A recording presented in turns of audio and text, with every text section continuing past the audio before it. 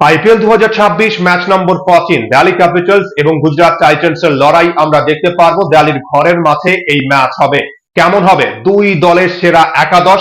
গিল কি খেলতে পারবে এই ম্যাচে? কি আপডেট রয়েছে গিলকে নিয়ে? কেমন পিচে ম্যাচ হবে? ব্যাটসম্যানরা দাপট দেখাবে উইকেটে, বোলাররা কি সাহায্য পাবে উইকেট থেকে? কি আপডেট রয়েছে? দুই দলের হেড টু হেড রেকর্ড, মাঠের পরিসংখ্যান, সবকিছু বিষয়ে বিস্তারিতভাবে আপনাদের সঙ্গে আলোচনা করব। এবং সবচেয়ে গুরুত্বপূর্ণ বিষয় যে কোন দল এই ম্যাচে জয় পেতে পারে, ঘরের মাঠে ডিসি জয় পাবে নাকি গুজরাট টাইটান্স জয় পাবে এই ম্যাচে। এবং এই ম্যাচেও কিন্তু আমাদের প্রেডিকশনের দুটো সহজ প্রশ্ন রয়েছে।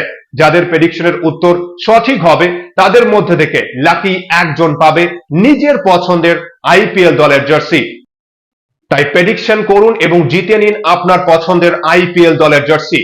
কি প্রশ্ন রয়েছে এই ম্যাচে জানাবো আপনাদের, কিন্তু তার আগে আমার সকল সাবস্ক্রাইবার্স এবং ভিউয়ার্সদের উদ্দেশ্যে সতর্ক বার্তা। একটা নিউজ আমি দেখতে পেয়েছি যে আইপিএল এ টাকা হেরে ঋণের চাপে আত্মঘাতী যুবক। তাই আমার সকল সাবস্ক্রাইবার্স এবং ভিউয়ার্সদের উদ্দেশ্যে বলবো যে আপনারা কিন্তু ঋণ নিয়ে বা নিজের পছন্দের গাড়ি, বাড়ি, জুয়েলারি বন্ধক রেখে বা বেচে দিয়ে কেউ কিন্তু রিস্ক নিয়ে খেলবেন না, লোভ করবেন না, সাবধানতা অবলম্বন করবেন। আমার সকল সাবস্ক্রাইবার্সরা আমি মনে করি যে সচেতন, ভুল কিন্তু এরকম করবেন না। আমরা কিন্তু একাধিক এরকম নিউজ দেখেছি যে আইপিএল এ টাকা হেরে বা আরো অনেক কিছু কারণে এরকম একাধিক ঘটনা আমাদের সামনে এসে, তাই সতর্কতা অবলম্বন করবেন। এবার যদি ম্যাচ নিয়ে আলোচনা করি, প্রথমে যদি দুই দলের হেড টু হেড রেকর্ড দেখি, আইপিএল এর ইতিহাসে 7 ম্যাচে মুখোমুখি হয়েছে দুই দল। ডিসি জয় পেয়েছে 3 ম্যাচে এবং গুজরাট টাইটান্স জয় পেয়েছে 4 ম্যাচে।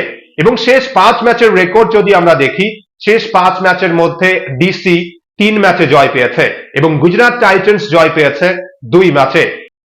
এবং 2025 শেষ 2 সাক্ষাতে 2 ম্যাচেই জয় পেয়েছে গুজরাট টাইটান্স। এবার দিল্লির অরুণ জেটলি ক্রিকেট স্টেডিয়ামে ম্যাচ হবে। এই ম্যাচের আগেও কিন্তু একটু বৃষ্টির সম্ভাবনা রয়েছে। তাই কেমন পিচে ম্যাচ হতে পারে, পিচ নিয়ে কি আপডেট রয়েছে? প্রথমেই দেখুন, দিল্লির অরুণ জেটলি ক্রিকেট স্টেডিয়ামের অ্যাভারেজ কিন্তু 194 রান এবং ব্যাটিং ফার্স্ট যে দল করে, মানে ফার্স্ট ইনিংসে average 203 run. Batting friendly wicket হিসেবেই আমরা কিন্তু জানি দিল্লির অরুণ জেটলি ক্রিকেট স্টেডিয়ামকে। কিন্তু আমি আগেও বলেছি যে দিল্লির ম্যানেজমেন্ট কিন্তু সবসময় চায় যে উইকেটে যদি ভারসাম্য থাকে, বোলাররা একটু সাহায্য পায় উইকেটে, ফাস্ট বোলাররা যদি শুরুতে সাহায্য পায়, স্পিনাররা যদি উইকেট থেকে সাহায্য পায়, তাহলে কিন্তু দিল্লির জন্য ভালো। এটা কিন্তু দিল্লির ম্যানেজমেন্ট সব সময় চায়। এবং প্রথম ম্যাচেও আমরা দেখেছি যে ডিসি ও এমআই এর মধ্যবর্তী ম্যাচে একটা লো স্কোরিং এ বলতে পারি 162 রান করেছিল এমআই। ফাস্ট বোলাররা কিন্তু যথেষ্ট সাহায্য পেয়েছিল উইকেট থেকে। এবং যে পিচে ম্যাচ হবে, এই পিচের যদি আমরা ছোট একটা পরিসংখ্যান দেখি, যে কটা ম্যাচ হয়েছে এই পিচে, সহজেই কিন্তু 200 রান হয়েছে এই উইকেটে। তাই অনুমান করা হচ্ছে যে 190 প্লাস বা 200-র কাছাকাছি রান বা তারও বেশি রান হতে পারে। এবং বোলাররাও কিন্তু উইকেট থেকে সাহায্য পেতে পারে। তাই ব্যাটসম্যানদের শুরুতে একটু কিন্তু সামলে খেলতে হবে। এবং শেষ 8 ম্যাচের রেকর্ড যদি আমরা দেখি, শেষ 8 ম্যাচে অরুণ জেটলি ক্রিকেট স্টেডিয়ামে 8 ম্যাচের মধ্যে 4 ম্যাচে টোটাল চেজ হয়েছে 162, 199, 187 এবং শেষ ম্যাচেও আমরা দেখেছি যে 162 রান চেজ হয়েছে। তার মানে 160-70 রান চেজ হয় সহজেই এই মাঠে। এমনকি 180 প্লাস বা 190 প্লাস, এমনকি 200-র অধিক রানও কিন্তু আমরা চেজ হতে দেখেছি।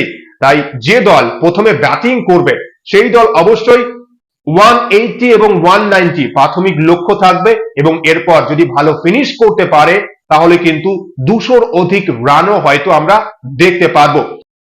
এবং শেষ 8 ম্যাচের মধ্যে 3 ম্যাচে কিন্তু টোটাল ডিফেন্ড হয়েছে 205 রান, 204 রান এবং 272 রান। তার মানে 200-র অধিক রান কিন্তু শেষ 8 ম্যাচের মধ্যে 3 ম্যাচে ডিফেন্ড হয়েছে এবং 200-র নিচে রান শেষ 8 ম্যাচের মধ্যে চেজ হতে আমরা দেখেছি।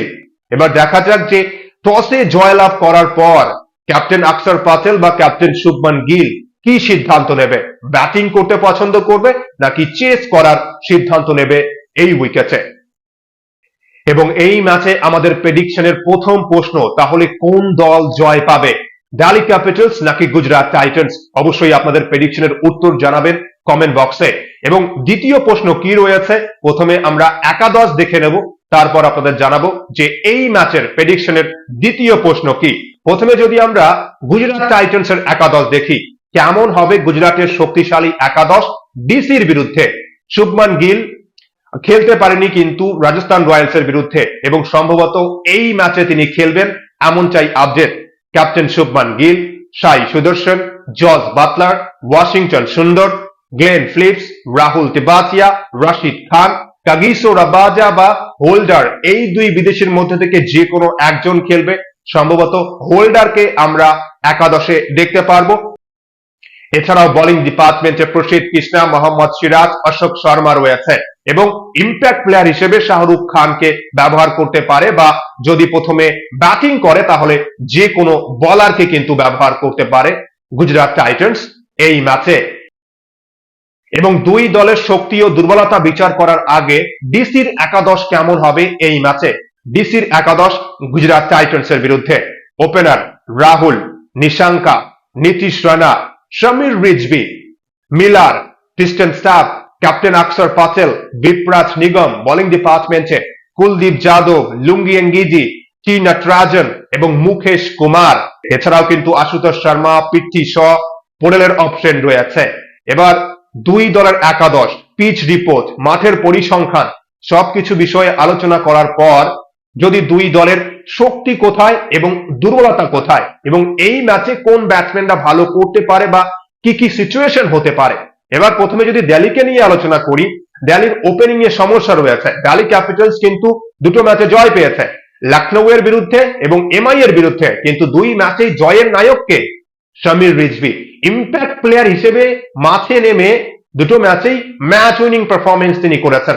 লখনৌ এর বিরুদ্ধে 70 রানের নট আউট ম্যাচ উইনিং, এবং এমআই এর বিরুদ্ধে 90 রানের ম্যাচ উইনিং পারফরমেন্স। ওপেনাররা কিন্তু ভালো ফর্মে নেই, বিশেষ করে রাহুল কিন্তু প্রথম ম্যাচে 0, দ্বিতীয় ম্যাচে 1 রান করে আউট হয়েছে। নিশাঙ্কা যদিও 44 রান করেছে এমআই এর বিরুদ্ধে, এবং নীতিশ রানার ফর্ম টপ 3 তে। নীতিশ রানা প্রথম ম্যাচে 15, দ্বিতীয় ম্যাচে 0 রানে আউট হয়েছে। প্রশ্নচিহ্ন যে টপ অর্ডার তাহলে কি গুজরাট টাইটান্স এর বিরুদ্ধে পারফরমেন্স করতে পারবে? রাহুল কি ফর্মে ফিরবে? যারা ডিসির সমর্থক রয়েছেন, কি মনে হচ্ছে আপনাদের? অবশ্যই আপনাদের মতামত শেয়ার করবেন কমেন্ট বক্সে। এছাড়াও কিন্তু মিলার, ক্রিস্টেন স্টাফ, অক্ষর প্যাটেল রয়েছে, বিপ্রাজ নিগম রয়েছে ব্যাটিং অর্ডারে বা লোয়ার মিডল অর্ডারের দিকে। ব্যালেন্স দল, কিন্তু এখনো পর্যন্ত টপ অর্ডার ভালো করতে পারেনি। দুটো ম্যাচেই কিন্তু আমরা দেখেছি যে একমাত্র ক্রিকেটার সমীর রিজভির হাতে ব্যাট হাতে দুর্দান্ত পারফরমেন্স এবং জয় পেয়েছে দিল্লি ক্যাপিটালস। ডিসির বোলাররাও কিন্তু ভালো পারফরমেন্স করেছে প্রথম দুই ম্যাচে, এবং উইকেট থেকে যদি সাহায্য পায় তাহলে তো বোলারদের জন্য আরো ভালো হবে। ডিসির জন্য সমস্যা যে টপ অর্ডারকে ভালো পার্টনারশিপ করতে হবে, বড় স্কোর করতে হবে। এবার সমীর রিজভি যদি তৃতীয় ম্যাচে ব্যাট হাতে ব্যর্থ হয় তাহলে কে খেলবে দায়িত্ব নিয়ে? এটাই কিন্তু দিল্লির জন্য চাপ হতে পারে। সবাইকেই কিন্তু অলরাউন্ড পারফরমেন্স করতে হবে। এবং অন্যদিকে গুজরাট টাইটান্স কিন্তু দুটো ম্যাচেই পরাজিত হয়েছে। গুজরাটের বড় সমস্যা মিডল অর্ডার, তার উপর এই সিজনে এখনো পর্যন্ত টপ অর্ডার ব্যাটসম্যানরা সেভাবে ভালো পারফরমেন্স করতে পারেনি। যদিও সাই সুদর্শন রয়েছে, আমরা জানি সাই সুদর্শন কিন্তু ভালো পারফরমেন্স করতে পারে। গিল খেলতে পারেনি এক ম্যাচে, এবার গিল যদি কামব্যাক করে, গিল এবং সাই সুদর্শনের জুটি, তার সঙ্গে বাটলার গত বছরের মতো এবছরও কি টপ 3 অনবদ্য পারফরমেন্স করতে পারবে? প্রশ্ন চিহ্ন রয়েছে। পারফরমেন্স কিন্তু করতে হবে জিটি কে ভালো করতে হলে। এবার মিডল অর্ডারে গ্লেন ফিলিপস, শাহরুখ খান, রাহুল তিবাতিয়া, এছাড়াও রাশিদ খানও ব্যাটিং করতে পারে। এবার জেসন হোল্ডার খেলতে পারে এই ম্যাচে। ব্যাটিং অর্ডারে, লোয়ার মিডল অর্ডারে বা মিডল অর্ডার ব্যাটসম্যান যারা রয়েছে সেভাবে কিন্তু কেউ দুই ম্যাচে ভালো পারফরমেন্স করতে পারেনি। যেটি যদি ম্যাচে জয় চায় তাহলে কিন্তু ব্যাটিং অর্ডারকে, বিশেষ করে টপ 3 কে ভালো পারফরমেন্স করতেই হবে গুজরাট টাইটান্সের।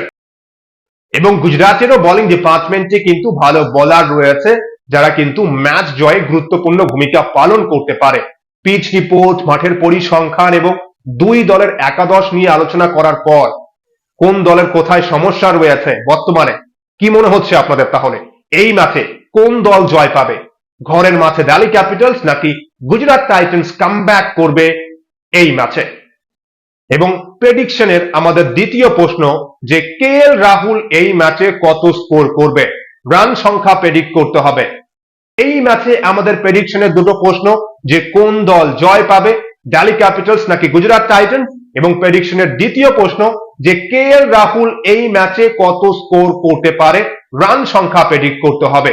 যাদের প্রেডিকশন সঠিক হবে তাদের মধ্যে থেকে লাকি একজন পাবে নিজের পছন্দের আইপিএল দলের জার্সি। তাই সঠিক প্রেডিকশন করুন এবং জিতে নিন আপনার পছন্দের আইপিএল দলের জার্সি।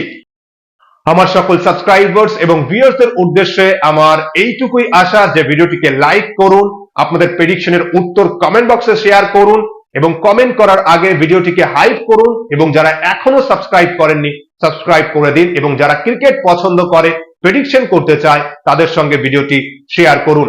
আপনাদের মূল্যবান মন্তব্য এবং এই ম্যাচ নিয়ে আপনাদের প্রেডিকশনের উত্তর শেয়ার করবেন কমেন্ট বক্সে। এবং ভিডিও শুরুতেই যেভাবে বলেছি যে সতর্কতা অবলম্বন করবেন, কেউ কিন্তু রিস্ক নিয়ে খেলবেন না। এবং ভিডিওটি ভালো লাগলে লাইক, কমেন্ট ও সাবস্ক্রাইব করে খেলাধুলোর সমস্ত আপডেট পাওয়ার জন্য চ্যানেলটি সাবস্ক্রাইব করে বেল আইকনে প্রেস করবেন ভিডিও নোটিফিকেশন সবার আগে পাওয়ার জন্য। সবাই ভালো থাকবেন, সুস্থ থাকবেন। অসংখ্য অসংখ্য ধন্যবাদ সকলকেই।